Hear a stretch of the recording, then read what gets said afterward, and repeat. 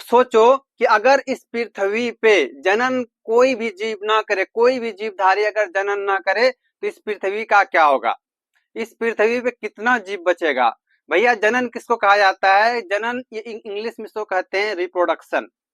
जनन वो जैविक प्रक्रिया है जिसमें क्या, कोई भी जीव अपने जैसा नया जीवधारी मतलब नया ऑफस्प्रिंग संतति का निर्माण करता है, उसी को जनन कहते हैं। कि जनन वो प्रक्रिया है, जैविक प्रक्रिया है जिसके द्वारा जीव अपने समान नए जीवों का निर्माण करता है, मतलब अपने तरह नए जीव बनाता है ताकि प्रजाति की निरंतरता बनी रहे, ताकि उसका प्रजाति खत्म ना हो। जैसे कि मान लो कोई एक टापू है, यहाँ पे 10 आदमी रहता है। कितना आदमी? 10 आदमी रहता है। अगर यहाँ पे जनन नहीं होता है तो ये सोचो 100 साल में या 200 साल में यहाँ का सारा आबादी खत्म हो जाएगा, जनन नहीं होता है तो इसलिए जनन क्या इम्पोर्टेंट है कि ये 10 आदमी जो है जनन करेगा तो यहाँ ऑफ स्प्रिंग बढ़ते जाएगा, यहाँ का आबादी बढ़ते जाएगा, निरंतर बना हुआ रहेगा। तो ये समझ में आया कि जनन किसको कहेंगे? जनन वो जैविक प्रक्रिया है जिसके द्वारा जीव अपने समान नए जीवों का निर्माण करता है। इसका कुछ इंपॉर्टेंट पॉइंट है कि जनन सभी जीवों की मूलभूत प्रक्रिया है। जितना भी जीव है सब कोई जनन करता है, चाहे वह उसका तरीका अलग हो सकता है, लेकिन जितना भी जीव है सब कोई रिप्रोडक्शन करता है, सब कोई जनन करता है।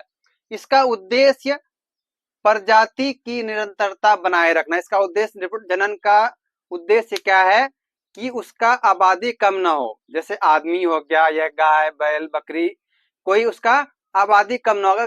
कोई जनन कम करता है या नहीं करता है, धीरे धीरे उसका आबादी घटते चला जाएगा, वह किस में आ जाएगा? इंडेंजर में आ जाएगा। फिर उसके बाद है कि रिप्रोडक्शन, जनन के थ्रू ही नई संतति मतलब नया जो ऑफस्प्रिंग है, नया चाइल्ड है, उसी इसी जनन के थ्रू उसको निर्माण किया जाता है। आगे है कि जनन प्रमुख 2 प्रकार के होते हैं। जनन देखो, एक लैंगिक प्रकार होता है, दूसरा क्या होता है? अलैंगिक।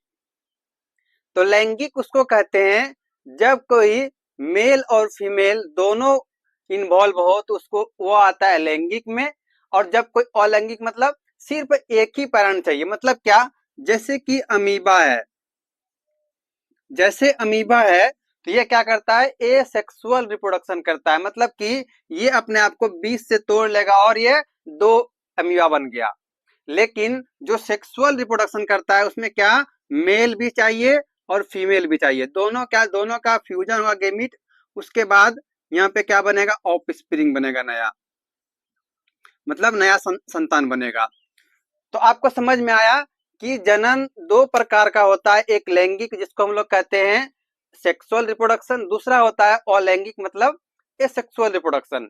तो लैंगिक और अलैंगिक को हम लोग नेक्स्ट लेक्चर में देखेंगे। इस लेक्चर में सिर्फ जनन समझ ले अच्छे से। जनन को एक बार क्विक रिवीजन कर दें कि जनन किसको कहा जाता है? कि जब कोई जीव अपने जैसे नए संतति मतलब नए ऑफस्प्रिंग का निर्माण करता है तो उसी को जनन कहते हैं। नेक्स्ट लेक्चर में हम लोग पढ़ेंगे लैंगिक जनन और अलैंगिक जनन के बारे में।